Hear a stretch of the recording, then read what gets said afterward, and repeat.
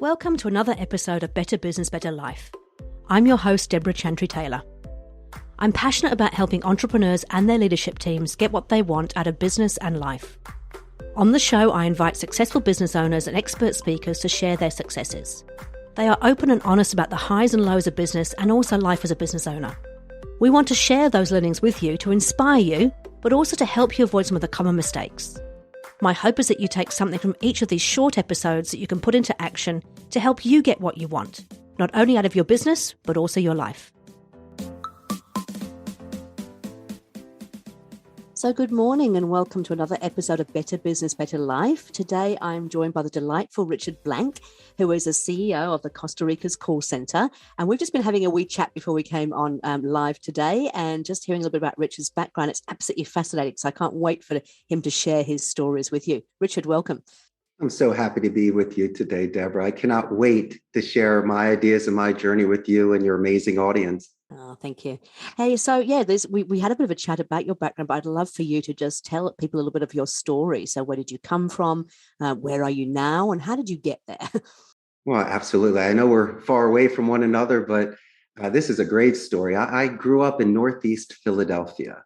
And when I graduated the proud Abington High School back in 91, I decided to double down on my favorite class, which was Spanish.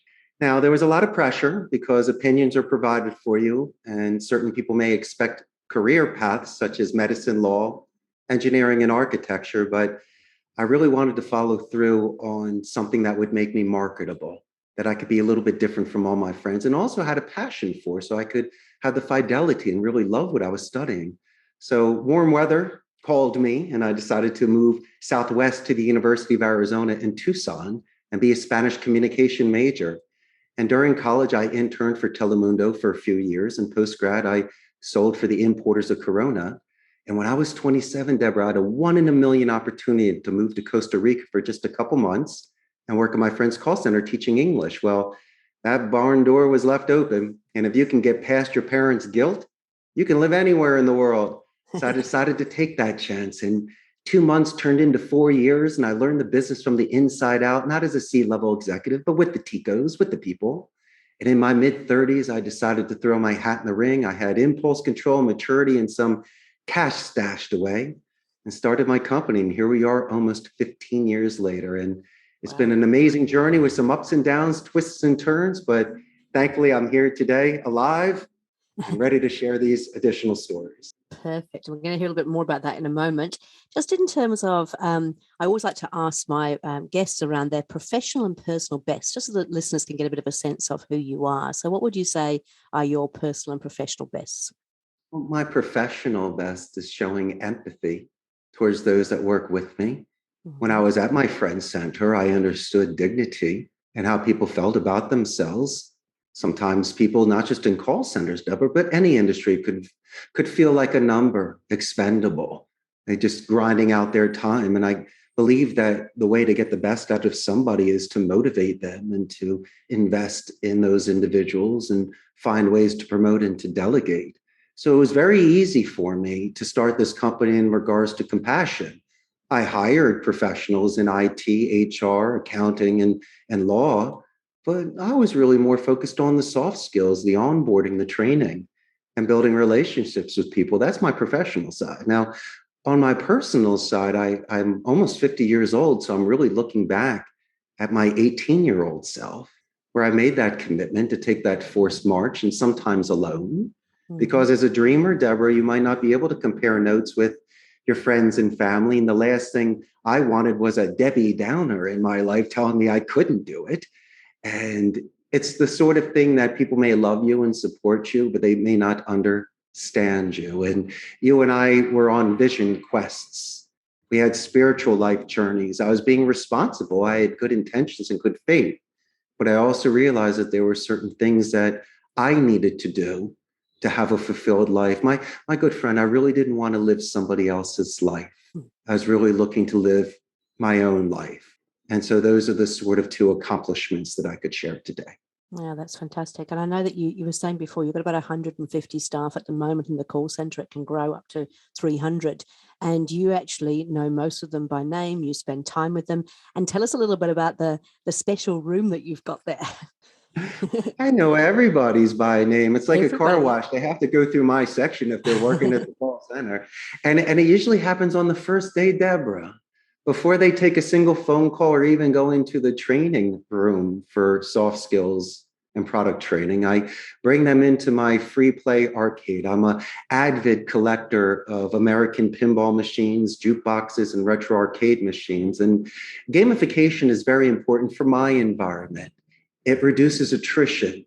It builds friendships. People can let off steam, recharge batteries, and hang out with me, Deborah, in a neutral environment where they can beat the boss in pinball one day.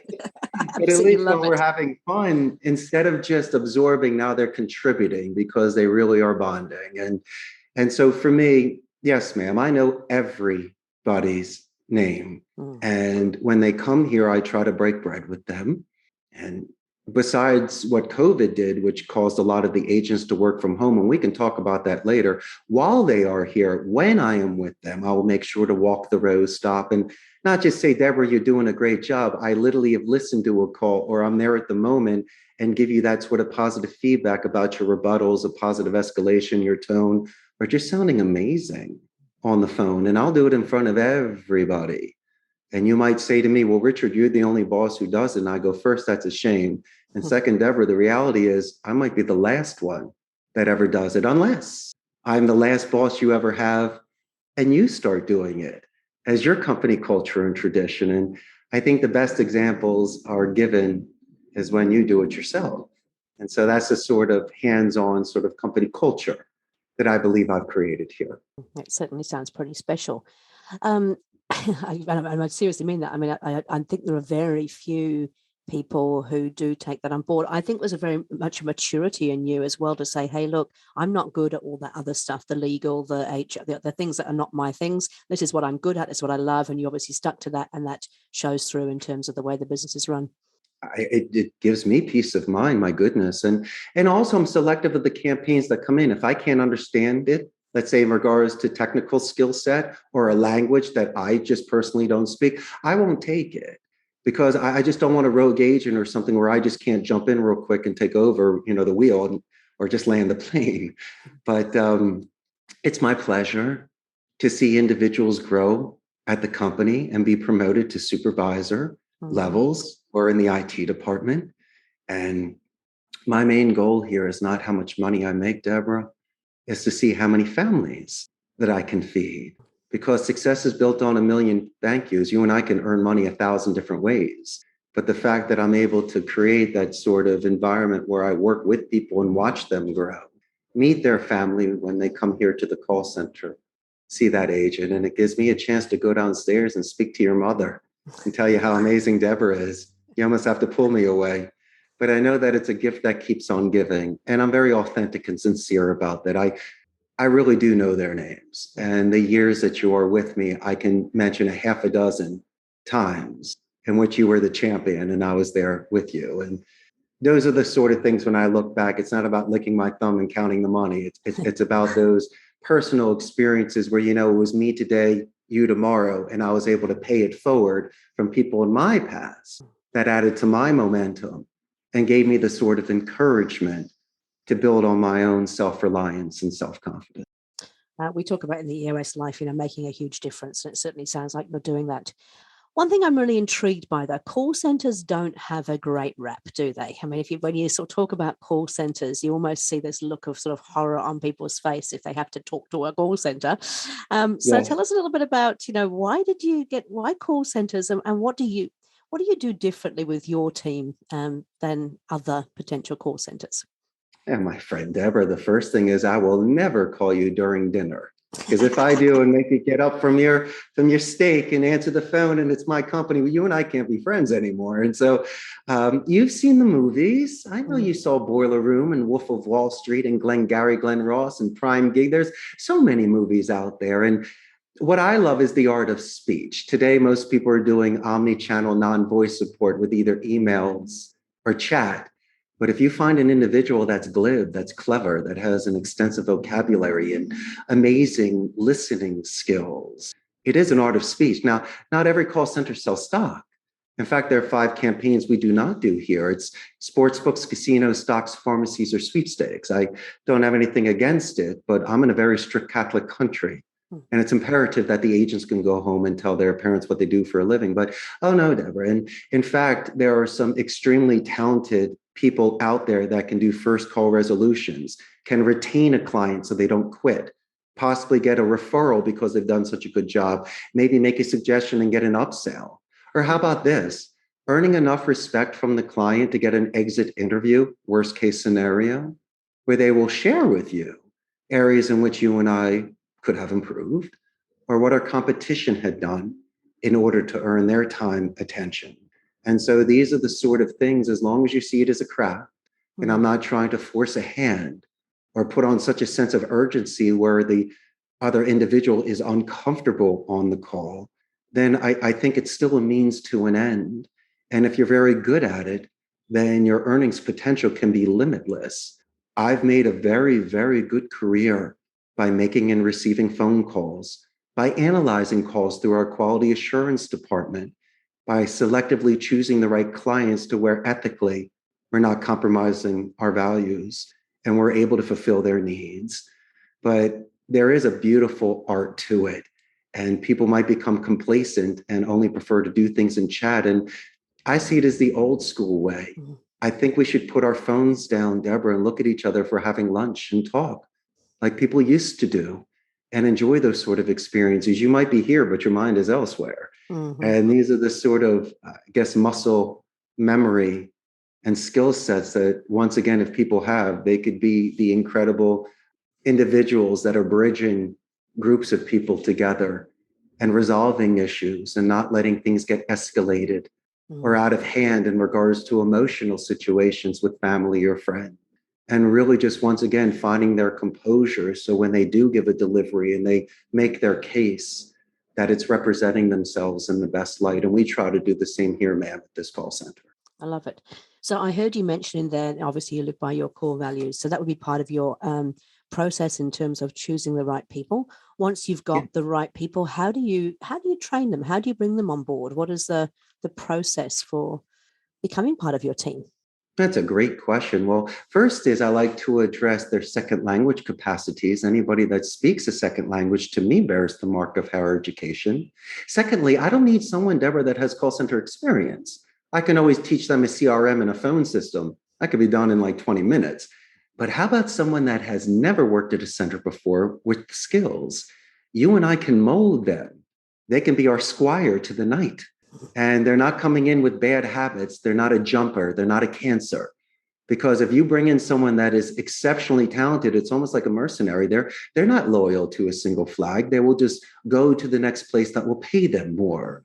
And they might even become someone that might gut a campaign and bring 3 or 4 people with them for a referral bonus in another call center. And so, it's the sort of thing where not actively we're trying to steal each other's staff. Everyone shares the same labor pool within Costa Rica, but all fair is love and war. I'd like to earn the seats and earn the people. I just wouldn't want somebody coming into the center with different intentions or not really long-term thought. But no, the process is quite simple. As long as the client gives me all the resources and allows me to be on a level playing field, and even if they do not have the script ready or the rebuttals, I can work with them on that. Just make sure that the list is complete. It's been scrubbed through the DNC, so we follow those telecommunication laws, and that you have somebody on your end that can fulfill our appointment setting, our lead generation, our customer support. Because if we're working with you virtual, you have to meet us in the middle to continue with our momentum. And so there's no surprises. The best clients are the ones that I could be forthright with. And additional to that, they need to follow the labor laws. So my agents follow the labor laws and have their rights. And so those are the sort of things that need to be discussed with the agent, with the client, and everybody. So everyone's on the same page and no one is doing something uncomfortable. But, oh no, with the agents here, if I can expand on their vocabulary with a thesaurus, if I can work with them in the quality control department so their timing is on, they're pausing, their tone, they know when to show active listening, confirming certain information to reduce any sort of stress and rabbit holes, reducing talk time because they're in more control of the conversation, getting verbal and written escalations, positive ones from the client, letting you know how amazing Deborah is. Those are the sort of positive reinforcements, my friend, that enables somebody to see this more as a career and not as a transitional type of job where they'll be burned out within 6 months. That's great, really good insight into it, because I think that often, I know over here in New Zealand, a lot of the call centers are just seen as a transitional thing. When I come out of university, it's somewhere I can go that I can get some experience and then move on. But as you say, there's a lot more to it. And I love the fact that you talked about the old fashioned, talking to people. We are so sort of reliant now on emails. Even asking my assistant sometimes, can you sort something out? And she immediately goes to email. I go, can you just pick up the phone and talk to the person? It'd be so much easier. But it's become less common, I suppose. We're using those other technologies to almost escape that human interaction, and they can be so misconstrued.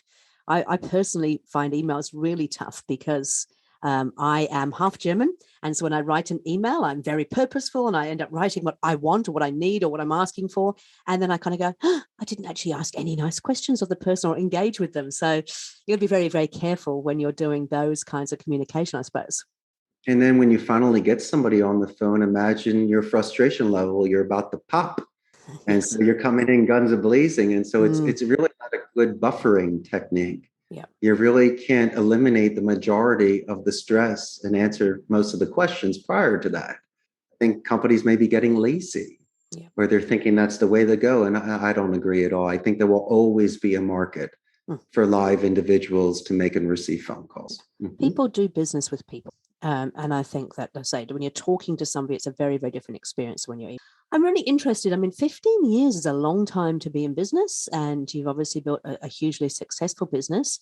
Was it a smooth ride the entire way, or was there some challenges along the way? Nothing's ever a smooth ride. Name me one single business that starts in fifth gear on cruise control. But I knew that I had the foundation ethically, morally, and with the experience that at least the odds were in my favor. Now, when I first started, I launched my website October 4th of 2007. February 6th of 2008, I landed my first account. It was one seat for 50 hours. I could have overextended myself, rented some space, did the whole bells and whistles to make that impression, but it didn't make much sense to me. That wasn't the sort of image that I was trying to do. It was like the old Western towns. If you walk behind the front of the building, you see it's just a stand. There's nothing behind there. Yep. I didn't want to be a billboard cutout. I wanted to have depth. And so what I did was I was renting turnkey stations from a blended call center. So I didn't have my privacy, but I did have the support, the security, and the IT structure.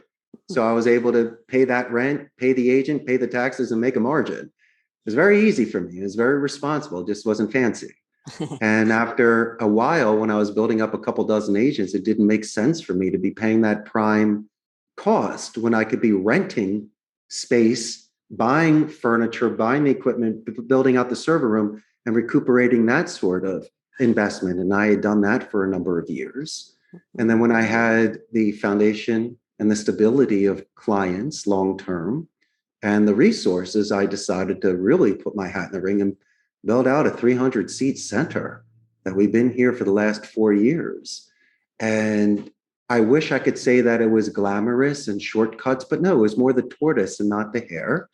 And also I had to weather a couple storms even prior to COVID. Mm-hmm. And by being conservative with my money, I could weather those storms. I didn't need to beg for a client to pay my lights, and I wasn't showing irresponsibility to the agents by not paying their salary and benefits. It's not just about me. Mm-hmm. I am responsible for families. Yeah. And there are multi-generational families here where these young men and women do take care of their parents and grandparents. So it was a little bit more than that. And I sometimes like that sort of story, because if you can build something brick by brick, you can withstand it. There was no rush. You didn't overextend yourself. You got the experience by the different levels. And by doing so, I was able to last this long in such a competitive industry. Slow and steady, the right agents, the foundation, the best clients, being accountable, being responsible, and still loving what I do. Deborah, the moment that spark goes out, why are you even doing it?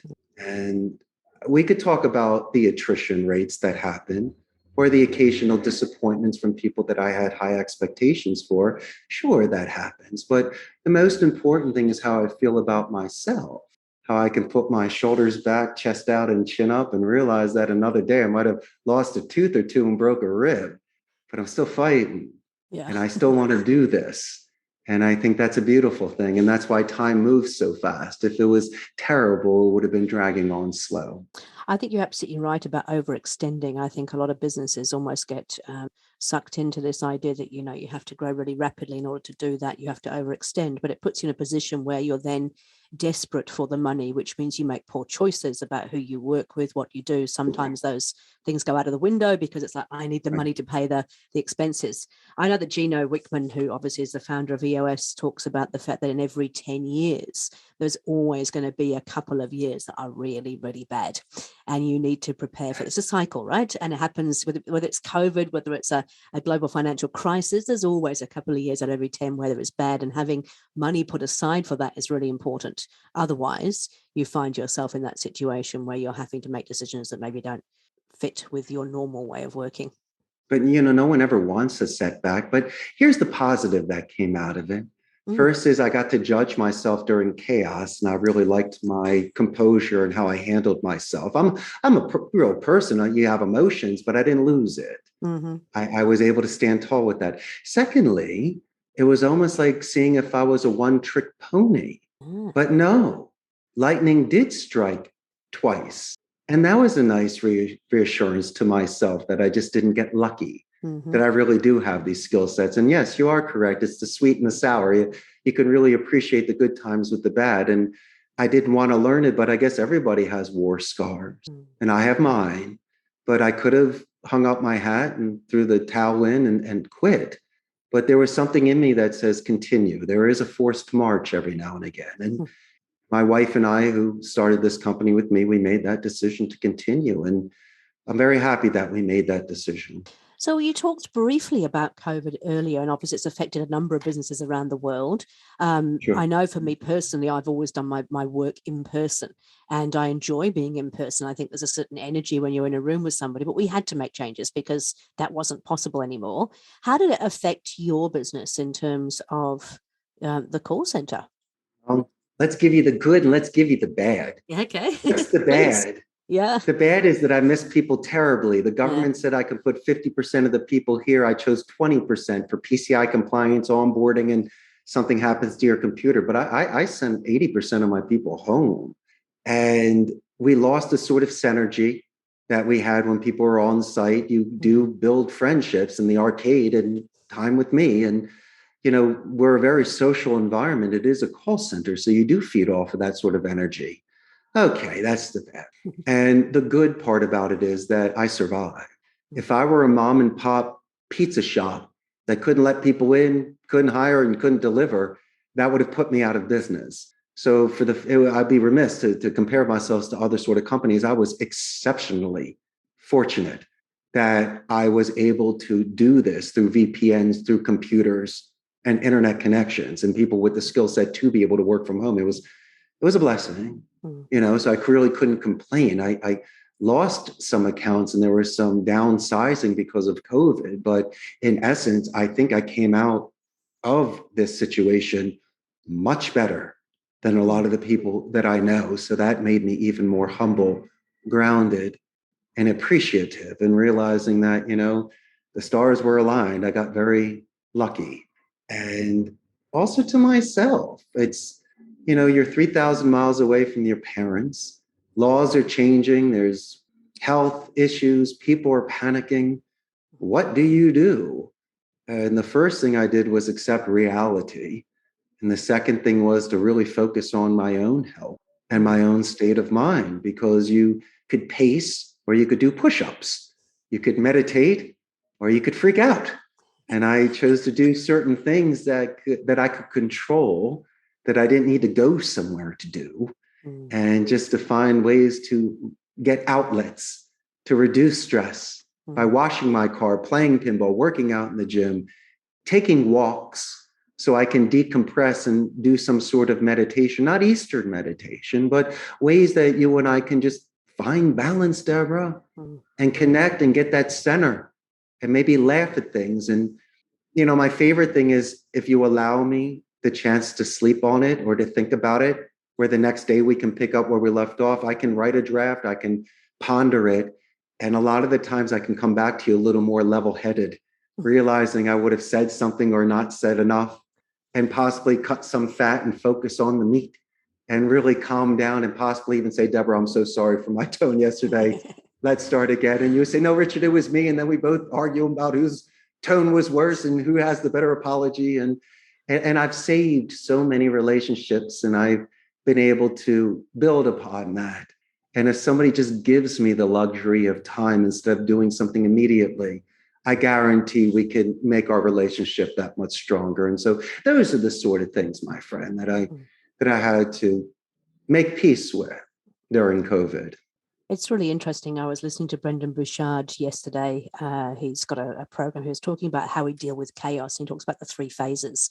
And the first phase is about, the running out of toilet paper. That was because the only way we could get through the first phase of chaos was what can we control? And so we went out there and tried to do things that we were comfortable with and knew that we could actually control. The second phase, like you just mentioned, was around how do I have self-love? How do I do self-care? How do I make sure I'm actually doing all the right things for myself? And now he's talking about the fact that we're moving into the third phase where we actually have to get back to being productive, because it's now time for us to be on our in our best possible light, doing the best possible things, playing the A game, really getting back to that productivity level is phase 3 of what he calls dealing with chaos. So what are the plans for you in the future? I mean, it sounds like you've done a really great job of coming through COVID. What now?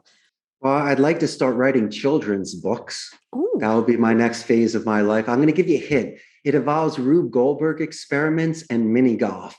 So be prepared. You're going to have a lot of fun with my books. It sounds like it. Yeah. Okay, great. So have you started yet, or is that on the agenda? I have some ideas already in mind. I'm talking to some people to put some prototypes together for me. But besides that, it's once I reduce a little bit more of my focus on the call center, then I'll be able to move that mass into other areas. But no, I guess you almost take life at a daily basis. You never know what happens tomorrow. I have to still be responsible for certain things here. But no, I see a different phase in life. It has to be more of just giving back. And if I travel, I'd like to spend times with people I haven't seen for a very long time. And that's the most important thing for me. I don't need to keep score or do a tit for tat. And there are certain things that I've seen where people strive to do for their own. It's almost like the philosophy, Deborah. If I come to the door, do the flowers speak for me or do I speak for the flowers? If for me, it's like, thank you, Richard, put the flowers in the vase and now we're out. I'm not bringing it with me all night. I don't need these sort of things. I have essence. I know who I am. And the fact that I'm very comfortable being a guest in another country, being humble, realizing the things that I grew up with and that you kept score on and how to judge somebody really don't make a difference here. So I wasn't starting with a home court advantage. Really, it was starting from scratch. And if I can live life by speaking second languages, accepting plates of food and learning new things every day, that to me is a much more fulfilled life than how many different Rolexes I can have and how many square feet my house is, and the sort of country clubs I belong to. I mean, if that's important, that's fine.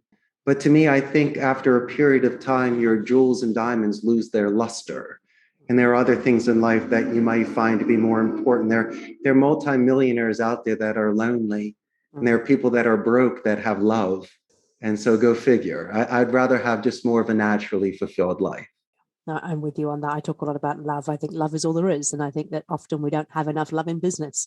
We should be, and when I talk about love, I mean, loving what you do, but loving the people that you do it with, being part of a community that is all there to raise each other up. That's where I think we need to focus a lot more in business.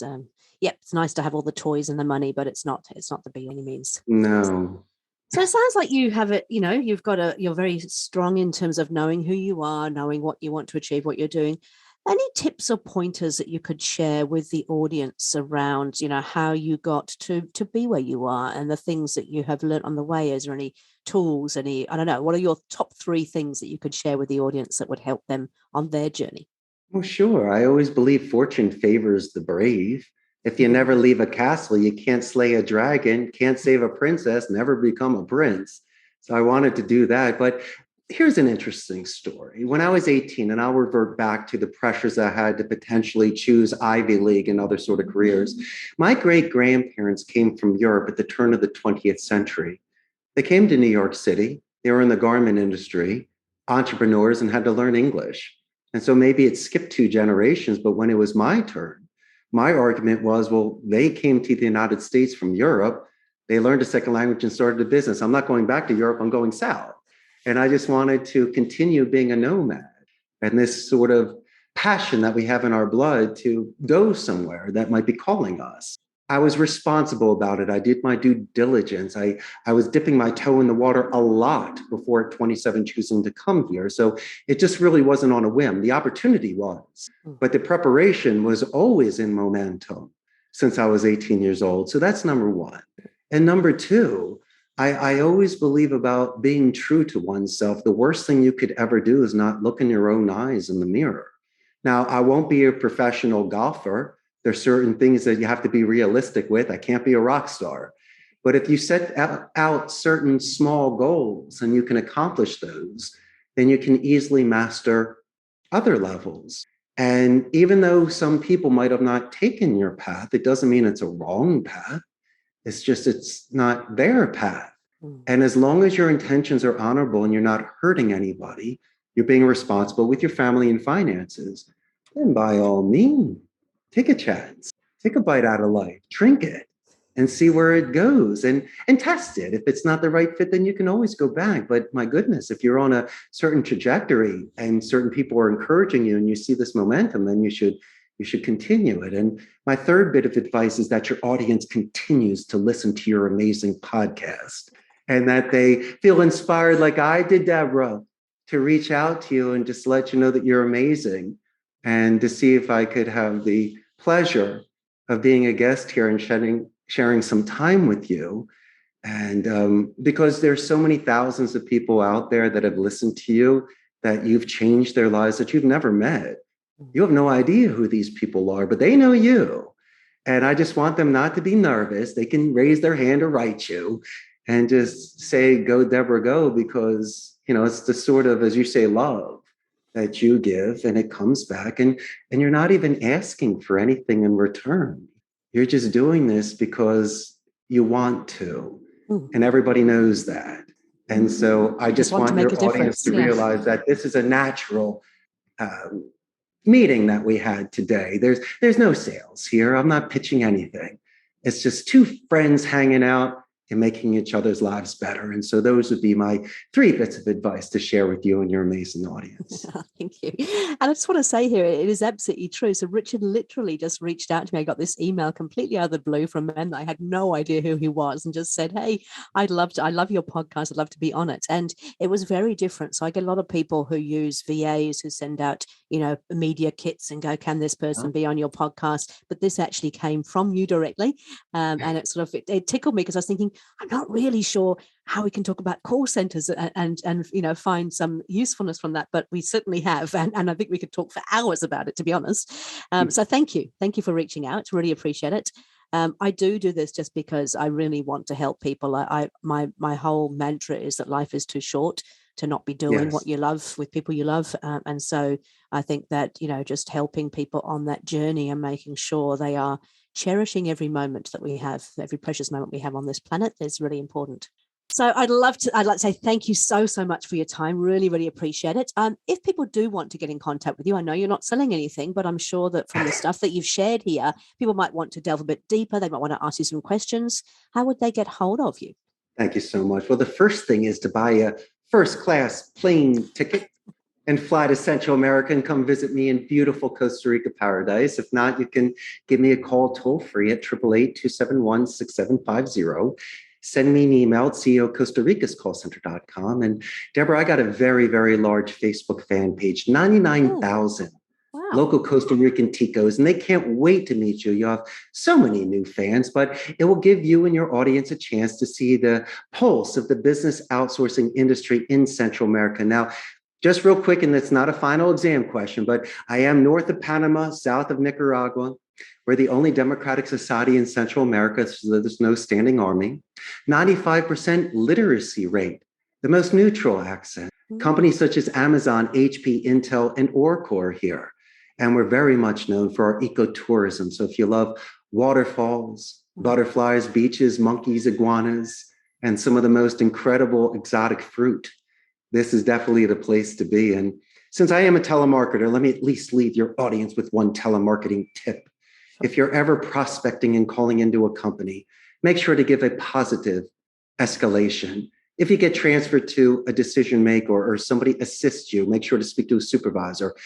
Say something verbally, follow it up in writing, because it's giving a gift. There's a lot of times you will show good faith prior to a contact. If you happen to call that company back, that individual will thank you for paying that compliment and add to your momentum. And Deborah, it's only going to separate you from the thousands of people that are calling that are just trying to angle their way in. It's really showing some class. It's slowing down. It's making friends. And then instead of looking as telemarketing as something bad, you will see it as strangers, as friends you haven't met yet, and look at it differently and enjoy it. And so that would be my advice as well. Oh, I love it. Just turning it on its head. That's absolutely brilliant. I have to say, my husband and I actually have a bucket list book, and we review it on a regular basis, and we go through, and we don't want it to be things that are potentially too big that we might never get to do. So they're usually things we know we have it in our power to achieve. I have never, ever considered Costa Rica because I just not been on my radar. But you've mentioned waterfalls and butterflies and iguanas. So it's going on my bucket list. I shall have a chat to Steve this evening and go, we have to go to Costa Rica at some point. Some of the best surfing in the world as well. We've had some movies that were made here, The Endless Summer and Surf School. B movies, but we'll share its point. But as I say, it's beautiful here. You'll lose yourself, find yourself, and understand what pura vida, pure life, means in regards to this amazing culture. Oh, can't wait to actually come over, and hopefully I can catch up with you when I do that. Hey, look, thank you again for your time. Really appreciate it. Thank you for making the initial contact. Look forward to keeping in contact, and we'll put a couple of links in the bottom of this podcast as well of the things that you've mentioned. So your Facebook page, your email, and people can actually find it there. So again, very grateful. Thank you, Richard. Have a wonderful rest of your day, and we'll talk again soon. Thank you so much. The pleasure was mine, Deborah. Thanks again for joining us on Better Business, Better Life with me, your host, Deborah Chantry-Taylor. If you enjoyed what you heard, then please subscribe to this podcast and let us help you to get what you want out of business and life. Each week we release a new short episode which will give a success story and 3 takeouts to put into action immediately. These will help you take your business from good to great. The podcast is also supported by free resources, templates and useful tools, which you can find at deborahchantrytaylor.com. I am a trained entrepreneurial leadership and business coach, a professional EOS implementer, and an established business owner myself. I work with established businesses to help them get what they want. Feel free to contact me if you'd like to have a chat about how I might be able to help you, or if you'd like to join me as a guest on this podcast. Thanks again to NZ Audio Editors for producing this podcast. See you on the next episode.